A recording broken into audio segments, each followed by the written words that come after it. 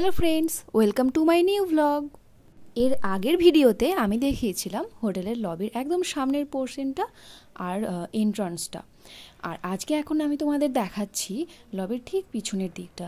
দেখো কি সুন্দর আর কতটা এরিয়া নিয়ে এই হোটেলের ভেতরটা তৈরি, সেটাই আমি তোমাদের এখন দেখাচ্ছি। এই যে দেখো, এই আর্টিফিশিয়াল ট্রিগুলো কি সুন্দর দেখতে লাগছে। আর সামনে এটা একটা মিনি মার্ট।